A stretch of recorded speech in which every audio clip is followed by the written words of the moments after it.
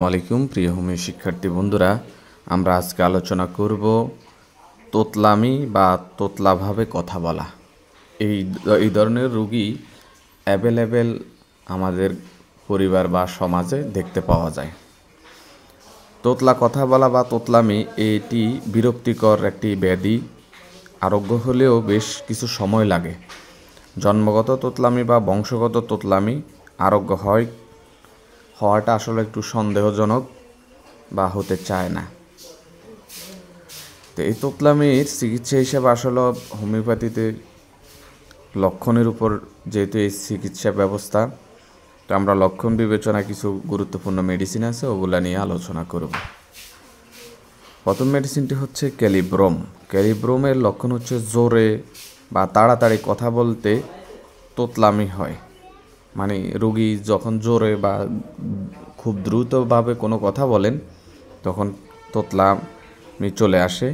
আবার ধীর স্থিরে কথা বলে তোতলামি হয় না, তথা ক্যালিব্রোম 30 শক্তি দিনে 2 বার করেই দেওয়া যেতে পারে।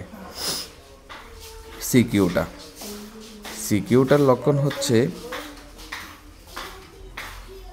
প্রথমে যখন দেখব আমরা প্রথম কথা ভালোভাবে বলতে পারে, পরে আবার বলার সময় তোতলামি শুরু হয়, তথায় আমরা সিকিউটা দিব 30 শক্তি দিনে 2 বার, পরবর্তীতে পাওয়ার চেঞ্জ করবেন। স্পাইজেলিয়ার লক্ষণ হচ্ছে প্রথম কথা বলতে তো করে, বড় কষ্ট হয়, পরে কথা বলতে মানে খুব ভালোভাবেই বলতে পারে। স্পাইজেলিয়ার এই গুরুত্বপূর্ণ লক্ষণ 30 শক্তি দিনে 2 থেকে 3 বার দেওয়া যেতে পারে।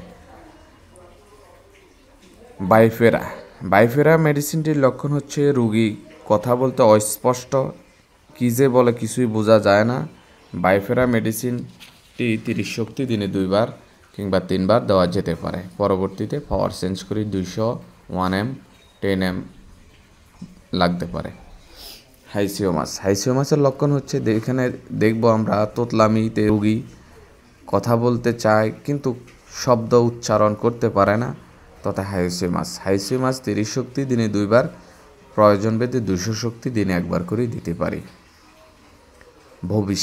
ভবিষ্টার লক্ষণ হচ্ছে তোতলামি বা তোতলা রোগীর কথা বলতে বড়ই কষ্ট, তো না করে কথা বলতে পারে না, তথায় আমরা 30 শক্তির ভবিষ্টা মেডিসিনটি দিনে 2 থেকে 3 বার করে দিতে পারি। স্টেমোনিয়ামের লক্ষণে তোতামির যে লক্ষণটি পাওয়া যায়, তোতলা রোগীর মুখ ভঙ্গি না করিয়া কথা বলতে পারে না, কথা মানে বাঁকাঝোঁকা হয়ে যায়, তথা স্টেমোনিয়াম 30 শক্তি দিনে 2 বার, পরবর্তীতে 200 শক্তি দিনে 1 বার করে দেওয়া যেতে পারে। ইউফ্রেশিয়ার লক্ষণ হচ্ছে প্রথম কথাটি বারে বারে উচ্চারণ করে, পরে অন্য কথা বলতে চেষ্টা করে। ইউফ্রেশিয়া 30 শক্তি দিনে 2 থেকে 3 বার, পরবর্তীতে 200 শক্তি দিনে 1 বার করে দেওয়া যেতে পারে। উপরের মেডিসিনের পাশাপাশি তোতলামিতে আমরা ম্যাগফস 6X কিংবা 12X দিনে 2 বার হালকা গরম পানির সাথে দেওয়া যেতে পারে।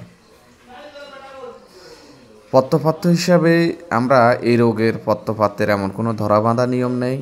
ভাত, মাছ, মাংস, ফলমূল, পুষ্টিকর আহার করা যেতে পারে এবং ঘুম ব্যতীত একটি মার্বেল মুখে রাখিলে এটার উপকার হয়।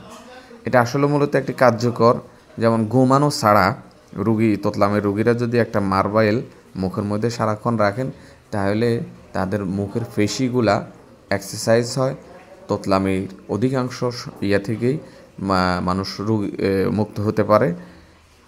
তো আমরা প্রত্যেকটা মেডিসিন আসলে লক্ষণের উপর ডিপেন্ডস করে আমরা রোগীকে চিকিৎসা করব, তাহলে রোগী আরোগ্য লাভ করবে।